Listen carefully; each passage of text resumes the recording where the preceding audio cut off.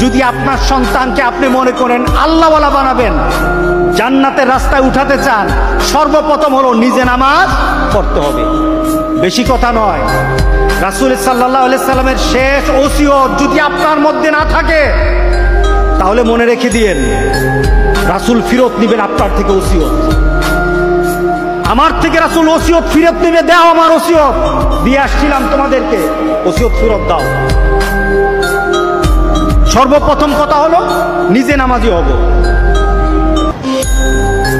দ্বিতীয়ত, নামাজ পড়ার সময় নিজে যখন নামাজ পড়েন, ছেলে যে কোনো বয়সের হোক, 1 বছর পাশে বসিয়ে রাখেন, পাশে বসায় রাখেন, 1 বছর পাশে বসায় রাখেন, 2 বছর পাশে থাকুক। রাসূল সাল্লাল্লাহু আলাইহি সাল্লাম হাসান হুসাইনকে পাশে রাখতেন। রাসূল যখন নামাজের মধ্যে সেজদায় চলে যেতেন, হযরত হাসান হযরত হুসাইন তারা গিয়ে রাসূল সাল্লাল্লাহু আলাইহি সাল্লামের ঘাড় মুবারকে গিয়ে বসতো। সুবহানাল্লাহ বললেন না? কোথায় বসতো? ঘাড়ে গিয়ে বসতো, পিঠে চড়তো। রাসূল সেজদায় পড়ে যেতেন, পিঠে বসে থাকতো। দেখা যেত রাসূল ইমাম, রাসূল সাল্লাল্লাহু আলাইহি সাল্লাম ইমাম, সেজদায় চলে গেছে। রাসূল সাল্লাল্লাহু আলাইহি সাল্লামের কাঁধ মুবারকে রাসূল পিঠে গিয়ে হযরত হুসাইন রাদিয়াল্লাহু তাআলা হাসানকে বসে আছে, বসে আছেন পিঠের মধ্যে, যদি নড়ে পরে গেলে ব্যথা পেতে পারে। এর জন্য রাসূল সাল্লাল্লাহু আলাইহি সাল্লামের সেজদাও লম্বা হয়ে গেছে, সেজদা পর্যন্ত লম্বা করে ফেলতেন। সাহাবায়ে কেরাম মনে করতেন রাসূল কি সেজদা ভুলে গেছে নাকি, সেজদায় গিয়ে নামাজ ভুলে গেছে নাকি, সেজদার মধ্যে কি নামাজ ভুলে গেছে নাকি, নাকি রাসূল চলে গেছে। এত লম্বা সময় সন্তান হুসাইন হাসান যখন নেমে যেত, রাসূল সেজদা থেকে উঠতেন। সুবহানাল্লাহ বলেন না? এটা কিসের শিক্ষা? এটা হলো আপনার সন্তানকে নামাজ শিক্ষার জন্য আপনাকে পাশে রাখতে হবে। আপনার সন্তানকে, আপনি নামাজ পড়েন, সন্তান টেলিভিশন দেখে, হয় কি না এমন? আপনি নামাজ পড়েন, ছেলেকে ঘর থেকে বের করে দেন, এই বের হ, আমি নামাজ পড়বো। আরে বাবারে, কি নামাজি রে আপনি! সন্তান আপনার কাঁধে চড়বে, সন্তান আপনাকে ডিস্টার্ব করবে।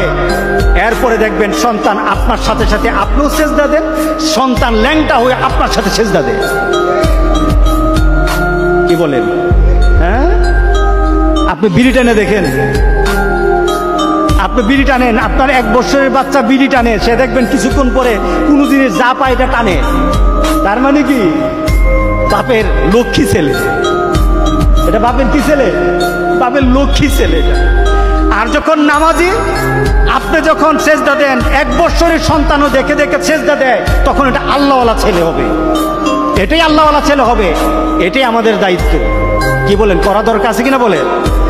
রাসূল সাল্লাল্লাহু আলাইহি সাল্লাম নিজ সন্তান জাইনাব, আবুল আসেমের কন্যা উমামাকে রাসূল সাল্লাল্লাহু আলাইহি সাল্লাম কুলি নিয়ে নামাজ পড়তেন, কুলি নিয়ে নামাজ পড়তেন। জাইনাব এবং উমামাকে কুলি নিয়ে রাসূল সাল্লাল্লাহু আলাইহি সাল্লাম নামাজ পড়তেন।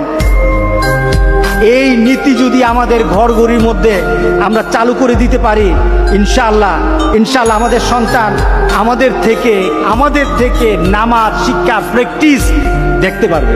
দেখতে পারবে না? কি বলেন? দরকার আছে কিনা বলেন? প্রথম কথা কি বলেন তো দেখি? নিজে নামাজ পড়ব। দ্বিতীয় হলো, নামাজ যখন পড়ব আমার সন্তানগুলো আমার পাশে থাকবে, তারা যেন আমাকে দেখে দেখে নামাজ অনুসরণ করতে পারে। দ্বিতীয় কথা হলো, সন্তান যখন একটু বুঝের হবে, তাকে যখন বুঝানো যাবে, তখন এই সন্তানকে নিয়ে মসজিদে যাব। যখন বুঝাতে পারবো কি এটা মসজিদ, এটা কার ঘর? আল্লাহর ঘর, এখানে কথা বলবা না, আস্তে করে বসে থাকো, হ্যাঁ আমার সাথে নামাজ পড়ো, চুপ করে বসে থাকো, দুষ্টামি করো না। এই ছেলেগুলি যখন ব্রেইনে এই কথাগুলি ঢুকে যাবে, ঢুকার মতো বয়স হবে, ছেলেগুলি নিয়ে মসজিদে আসা। কে বলেছেন? মুহাম্মদ রাসূলুল্লাহ। রাসূল সাল্লাল্লাহু আলাইহি সাল্লাম বলছেন, তোমার ছেলে যখন ডান বাম চিনে, তাকে যদি বলো ডান কোনটা, সে বলতে পারে, বাম কোনটা বলতে পারে, তাকে নামাজ শেখাও। 7 বছরের কথা আছে, 10 বছরের কথা আছে, শাসনের কথা আছে। এটা হলো যখন একটু বয়স হয়, আপনি এইভাবে নামাজের জন্য তার পেছনে লেগে যাবেন, তাকে কিভাবে শিক্ষা দেওয়া যায়। এরপরে আপনার সন্তান, আপনার পরিবারে আপনাদের সন্তানগুলিকে, আমাদের সন্তানগুলিকে হাতে কলমে শিক্ষা দিতে হবে।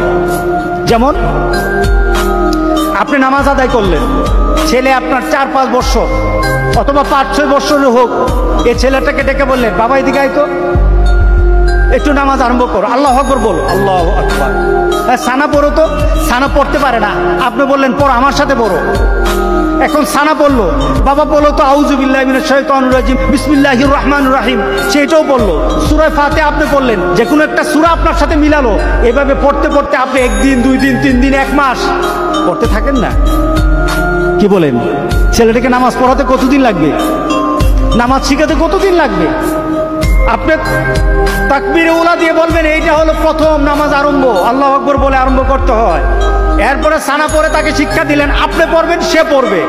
এরপরে সূরা ফাতিহা, আপনি আউযু বিল্লাহ বিসমিল্লাহ সূরা ফাতিহা যে কোনো সূরা মিলে এরপরে তাকে আবার পড়াতে থাকলেন, সাথে সাথে রুকু দিলেন, তাসবিহ শিখালেন, রুকু থেকে উঠবেন, আবার তাকে দোয়া শিক্ষা দিলেন, আবার রুকু থেকে সেজদা যাবেন, তাসবিহ শিখাবেন, এরপর সেজদা থেকে উঠবেন। এইভাবে যখন নামাজগুলি তার মধ্যে চালু করে দিবেন, 1 দিন 2 দিন 3 দিন 1 মাস 2 মাস, এক সময় দেখা যাবে আপনার আর সহযোগিতা লাগে না, অটোমেটিক তার সব মুখস্থ হয়ে গেছে। এমন বাবা হতে রাজি আছে কিনা বলেন? হ্যাঁ, কয়জনে এমন বাবা, কয়জন এমন মা, কয়জন এমন মা হতে পেরেছেন? নিজের সন্তানকে নিজের হাতে শিক্ষা দিবেন।